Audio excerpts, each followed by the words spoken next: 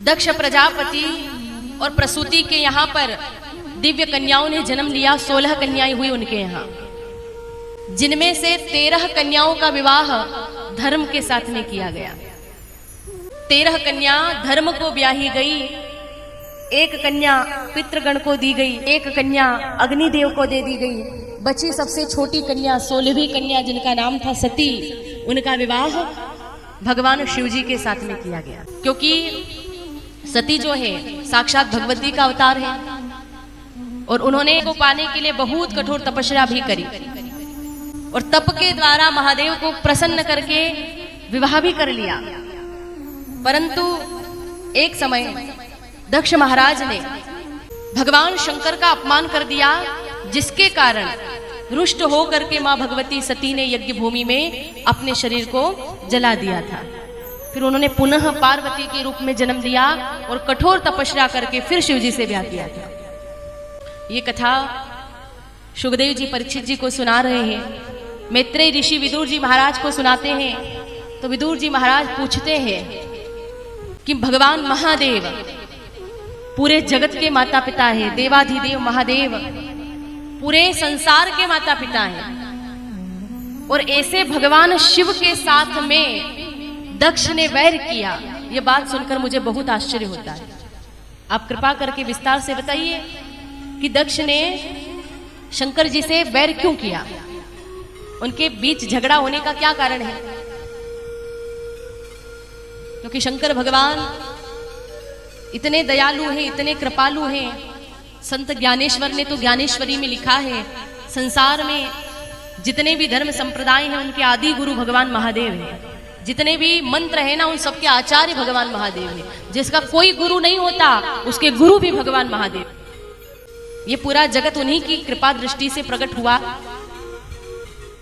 वो पूरे जगत के माता भी है, पिता भी है। जगत पीतरो वंदे पार्वती परमेश्वरो।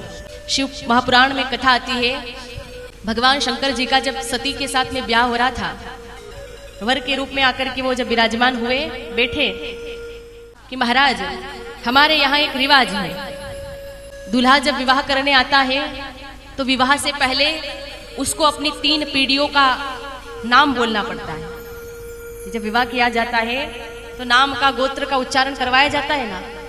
उनसे भी कहा गया कि आप अपने नाम गोत्र का उच्चारण करिए, 3 पीढ़ियों का नाम बताइए।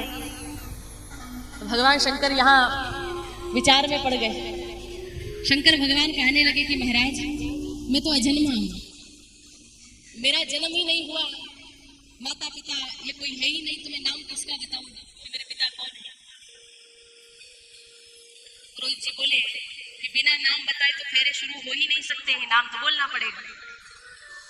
अब बड़ी देर हो गई, नारद जी वहां पर बारात में साथ आए हुए थे। तो नारद जी भगवान महादेव से बोले कि ये पंडित जी अगर इतनी जिद कर रहे हैं तो आप अपने पिताजी का नाम बता दीजिए ना। शंकर जी बोले नारद, जब मेरा जन्म ही नहीं हुआ तो मैं पिता का नाम कैसे बताऊं, मैं तो अजन्मा हूं। नारद जी बोले आपको ब्याह से मतलब है तो आप किसी का भी नाम बोल दो, ब्रह्मा जी का नाम ले लो। शंकर जी बोले कि नारद ब्रह्मा जी तुम्हारे पिता हैं, मेरे पिता नहीं है, कैसे नाम ले लो? नारद जी बोले कि कुछ तो करना पड़ेगा। शंकर जी बोले ठीक है। वो बोले महाराज मेरे पिताजी का नाम है बिरंची, ब्रह्मा शब्द का प्रयोग नहीं किया, मेरे पिता का नाम है बिरंची। पंडित जी बोले ठीक है, अब अपने दादाजी का नाम बताइए। अब दादाजी कहां से लाए? नारद जी फिर बीच में आ गए, विष्णु जी का नाम ले लो। शंकर भगवान बोले ठीक है। कहने लगे महाराज पिताजी का नाम है बिरंची और दादाजी का नाम है विष्णु, अब फेरे शुरू करो। पंडित जी बोले नहीं महाराज अभी तो एक पीढ़ी और बची है, अपने परदादा का नाम बताओ। अब किसको लाए? भगवान महादेव को भी गुस्सा आ गया। वो बोले कि महाराज मेरे पिताजी का नाम है बिरंची, दादाजी का नाम है विष्णु और उन दोनों का बाप मैं ही लगता हूं। शादी करानी है तो कराओ, नहीं तो जाओ यहां से। मैं ही सबका परदादा हूं, जगत पीतरो वंदे पार्वती परमेश्वर। तो वो पूरे संसार के माता अजन्मा है और दयालु भी बहुत है भगवान महादेव जी, बहुत कृपालु है। ये सच है। व्यक्ति जिस कामना को लेकर के उनकी सेवा अर्चना करता है, भगवान महादेव उसकी वो सारी मनोकामना पूरी करते हैं। पर इसका मतलब ये नहीं होता कि हम खाली मनोकामना लेकर के ही उनके पास जाएं, खाली स्वार्थ से जाएं जल चढ़ाने के लिए कि भाई महादेव जी हमारा ये काम कर देंगे तो हम जल चढ़ाएं। तो ये गलत है। सेवा निस्वार्थ भाव से भी करना चाहिए, भगवत प्राप्ति के लिए भी सेवा करनी चाहिए, क्योंकि ये सब चीजें जो हम लोग मांगते हैं ना, एक दिन नष्ट हो जाने वाली है। ये नश्वर चीजें खत्म हो जाएगी, ये कोई शाश्वत थोड़ी है। इसलिए उद्देश्य तो भगवत प्राप्ति का होना चाहिए। ठीक है, हम जो मांगते हैं धन दौलत वो सब दे देते हैं, उनकी कृपा से सब कुछ मिल जाता है, लेकिन कभी मोक्ष प्राप्ति के भाव से शाश्वत शांति प्राप्त करनी है, ये भाव लेकर के भी जाना चाहिए, उनकी कृपा हमें प्राप्त हो जाए। वो बड़े कृपालु है। एक बार एक शिवालय के अंदर बहुत सुंदर सोने की घंटी चढ़ाई गई। एक चोर ने देखा कि शिवजी के मंदिर में स्वर्ण की घंटी चढ़ाई गई, तो मैं चोरी कर लूं। तो वो गया मंदिर में चोरी करने के लिए। अब उसको कुछ दिखाई नहीं दिया कि उस पर चढ़ करके घंटी को उतार ले। घंटी ऊपर है, तो उस घंटी को उतारने के लिए वो भगवान शंकर की पिंडी के ऊपर ही चढ़ गया। और जैसे ही वो पिंडी पर चढ़ा, शंकर जी खुश हो गए, एकदम प्रकट होकर के बोले, वरम ब्रूही तू वरदान मांग। चोर देखने लगा आवाज किसकी आई, देखा तो सामने भगवान शंकर जी खड़े हैं। क्योंकि भाई कोई मेरे ऊपर फल चढ़ाता है, कोई पत्र चढ़ाता है, कोई पुष्प चढ़ाता है, तू तो खुद ही मेरे ऊपर चढ़ गया। मैं तो खुश हूं इससे भी। वो इतने कृपालु हैं, वो इतने दयालु हैं। धन धन भोलेनाथ तुम्हारे कोड़ी नहीं खजाने में, 3 लोक बस्ती में बसाए और आप बसे वीराने में। सब दिया उन्होंने दुनिया को, सारी धन संपत्ति शंकर भगवान की है, लेकिन उन्होंने धन का अधिपति कुबेर जी को बना दिया। रावण पर कृपा करी तो स्वर्ण की लंका प्रदान कर दी, सब बल दे दिया। कितना ऐश्वर्य मिला उसे शिवजी की कृपा से। बहुत दयालु है भगवान महादेव। इसीलिए यहाँ विदुर जी कह रहे हैं कि ऐसे दयालु भगवान शंकर के साथ में वैर किया दक्ष ने, बड़ा आश्चर्य होता है। कारण क्या था? कारण दक्ष महाराज ने जबरदस्ती से झगड़ा मोल ले लिया। हुआ ये था, तीर्थराज प्रयाग में एक बहुत बड़े यज्ञ का आयोजन किया गया। सब लोग वहां पर उपस्थित थे, सारे देवता उपस्थित थे, एक सभा बैठी हुई थी। भगवान ब्रह्मा जी भी वहां पर विराजमान थे, भगवान महादेव जी विराजमान थे, सब देवता बैठे थे। तो वहां दक्ष आए, सभा में आगमन हुआ। जैसे ही वो आए तो उनको देख करके स्वागत में सारे देवता खड़े हो गए।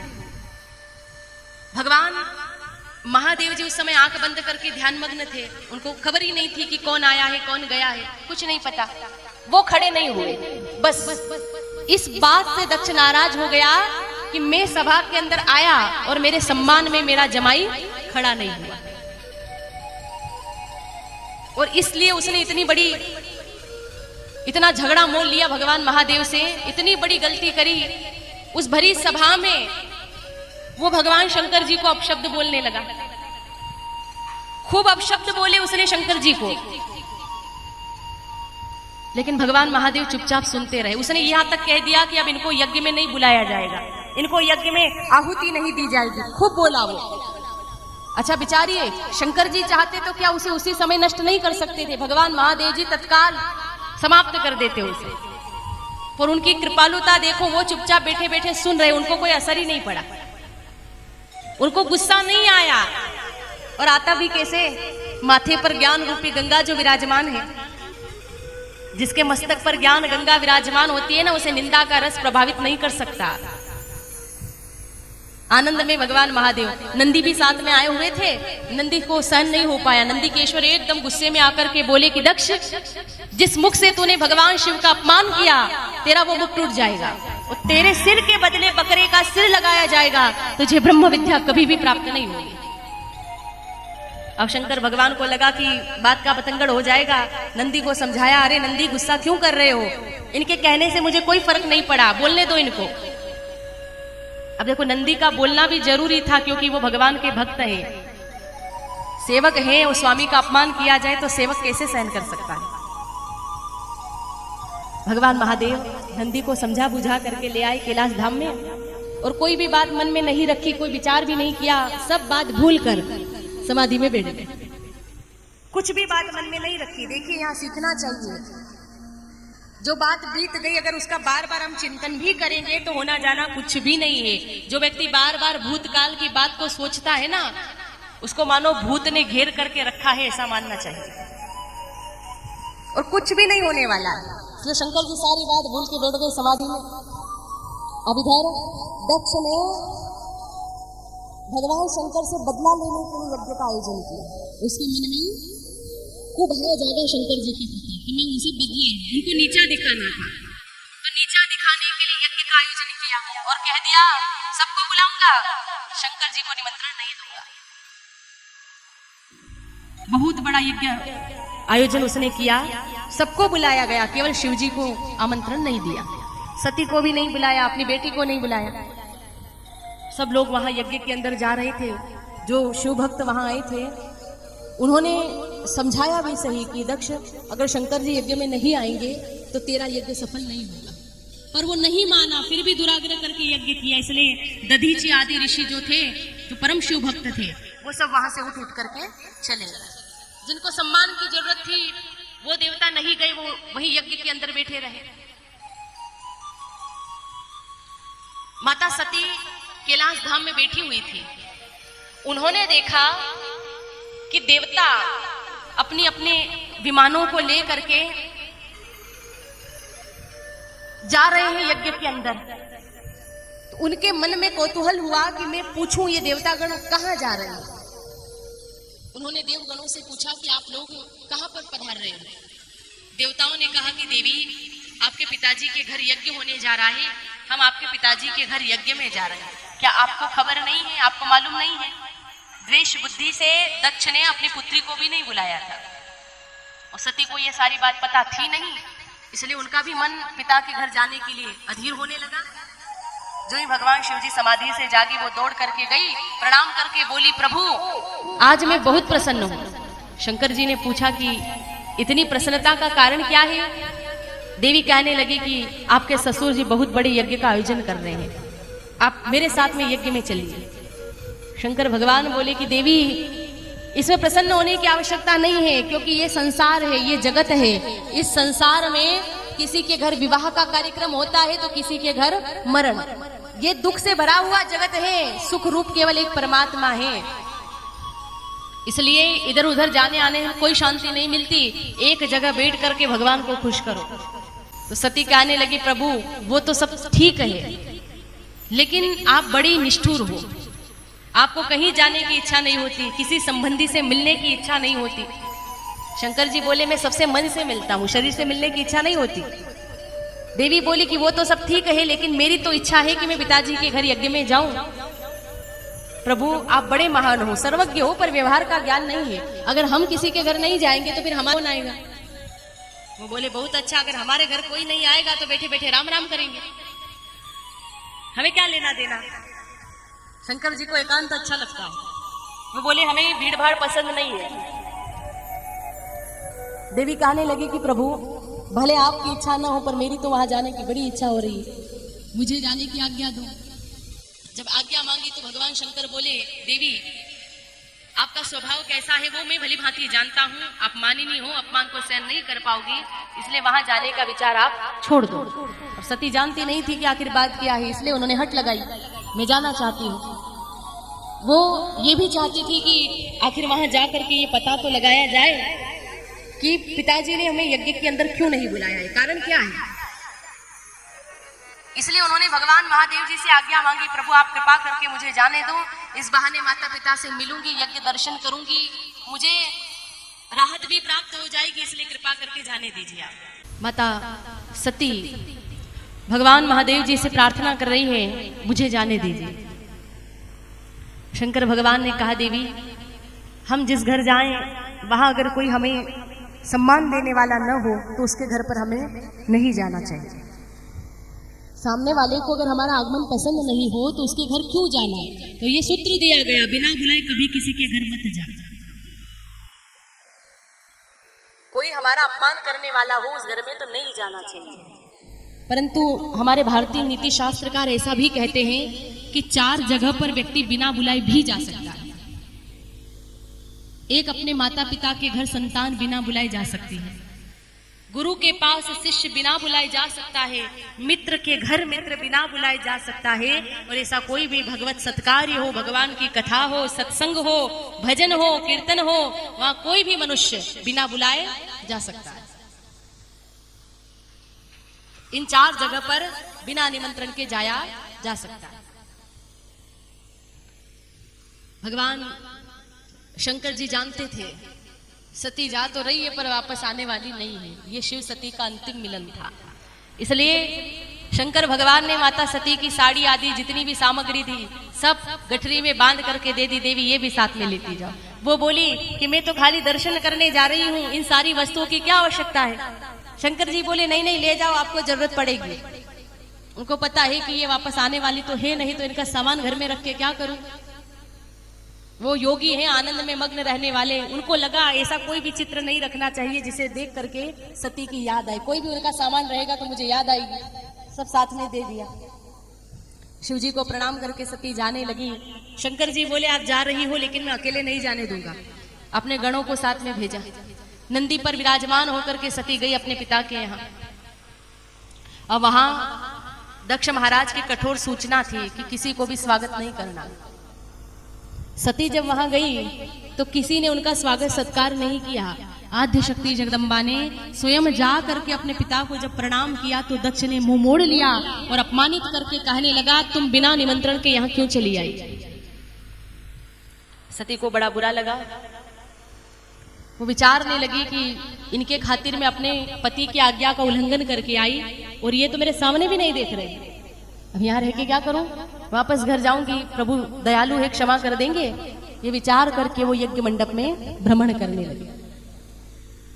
यज्ञ में भ्रमण करके देखा तो पाया वहां सारे देवताओं की स्थापना थी, केवल शिवजी की स्थापना नहीं थी। सबको यज्ञ भोग दिया गया। शंकर भगवान के लिए तो आसन भी नहीं रखा था। शिवजी का इतना बड़ा अपमान देखकर जगदम्बा को गुस्सा आ गया। जैसे सती को गुस्सा आया वो क्रोधित हुई। सारे देवगण घबराए, हाथ जोड़कर विनती करके बोले जगदम्बा शांत हो जाओ, क्रोध ना करो। देवी कहने लगी कि ये क्रोध मैं आपके ऊपर नहीं अपने ऊपर करूंगी, क्योंकि मैंने इस शरीर से पाप किया, मैंने अपने पति की आज्ञा का उल्लंघन किया, इसलिए इस शरीर को अपने जला दूंगी।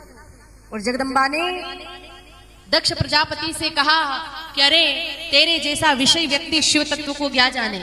बड़े बड़े संत महात्मा शिव चरणों का आश्रय ग्रहण करते हैं, क्योंकि शिव कृपा के बिना कृष्ण भक्ति कभी भी सफल नहीं होती है। मुझे बड़ा दुख हो रहा है, शिव निंदा करने वाले दक्ष प्रजापति की मैं पुत्री हूं, मुझे बड़ा कष्ट हो रहा है, इसलिए तुम्हारी बेटी के रूप में अब मैं जीवित नहीं रहना चाहती। आंख बंद करके शंकर जी का ध्यान करने लगी। उत्तर दिशा की ओर मुंह किया। शिव जी का ध्यान कर रही है, प्रार्थना कर रही है कि हे परमेश्वर, मेरी एक इच्छा है, जन्म जन्म तक मैं आपके चरणों की दासी बनूं। उनकी इच्छा यही थी, हर जन्म में मुझे भगवान शिव ही मिले। अग्नि तत्व की भावना करी, योग मार्ग में स्थिर हो गई। अंदर से क्रोधा अग्नि बाहर आई। धीरे धीरे जगदम्बा का शरीर जलने लगा। गुस्से में आकर के उन्होंने अपना शरीर भस्म कर दिया। अब जैसे ही सती ने देह जलाई, वहां यज्ञ मंडप में हाहाकार मच गया। जितने भी शिव के गण आए थे वो अपनी माता की ऐसी स्थिति देख करके यज्ञ का विध्वंस करने लगे, यज्ञ मंडप को तोड़ने लगे। और कितने ही तो अपनी माता की वो दशा देख करके आत्मघात करके प्रभु धाम में चले गए। कितने ही रोते रोते भगवान महादेव जी के पास गए। कितनों ने ही वहां पर युद्ध लड़ा। शंकर जी को जब पता चला कि सती ने यज्ञ भूमि में देह को भस्मीभूत कर दिया, तो शंकर जी ने क्रोध उत्पन्न किया। भगवान महादेव ने अपनी जटा से वीरभद्र को प्रकट किया और वीरभद्र को आदेश दिया कि यज्ञ में जाकर यज्ञ का विध्वंस कर दो। तो वीरभद्र ने आकर इतना बड़ा संहार किया, उन्होंने यज्ञ भूमि को शमशान की भूमि बना दिया। वहां रुधिर की नदियां बहने लगी, सब घबरा गए, सारे देवता इधर से उधर भागे। अब जब यज्ञ की दुर्दशा हुई, देवता घबराए, सब गए ब्रह्मा जी के पास। तब ब्रह्मदेव ने उनसे कहा कि देवगणों, जिस यज्ञ के अंदर शंकर जी की पूजा नहीं होती है, उस यज्ञ में आप क्यों गए? अब जाओ जाकर के शंकर जी से माफी मांगो। बोले प्रभु, हमारी अकेले जाने की हिम्मत नहीं है, शिव जी बड़े गुस्से में हैं, कैसे जाएं, आप भी साथ चलो। तो ब्रह्मा जी सबको लेकर के गए शंकर जी के पास, प्रणाम करके बोले प्रभु आप आशुतोष हो, कृपालु हो, आप यज्ञ के अंदर पधारो, यज्ञ पूरा हो जाए ऐसी कृपा कर दो।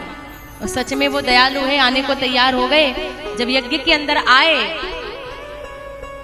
तो देखा कि दक्ष महाराज बिना धड़ के पड़े हैं। वीरभद्र ने गुस्से में आकर के दक्ष महाराज के सिर को काट दिया था। नंदी का श्राप भी सत्य करना था ना, इसलिए अब यज्ञ पूरा करवाना था, तो यजमान की जरूरत पड़ी।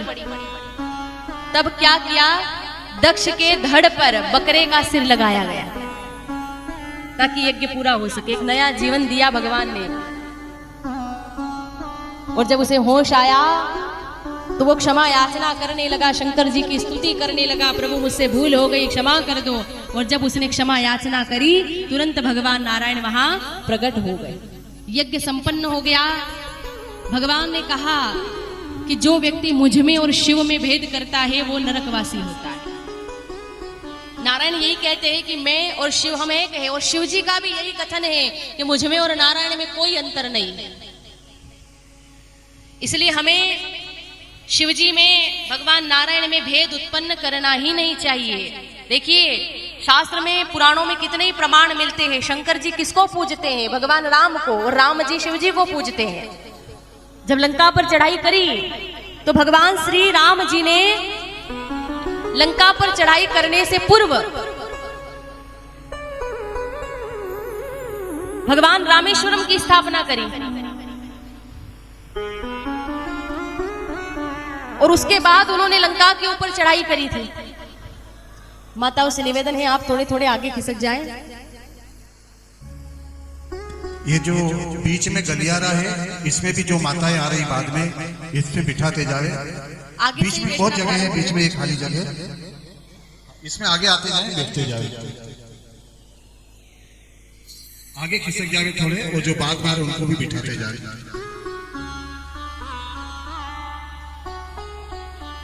पुनः सभी ध्यान देवे। भगवान शिव और राम, इनमें कोई अंतर नहीं है, एक ही है।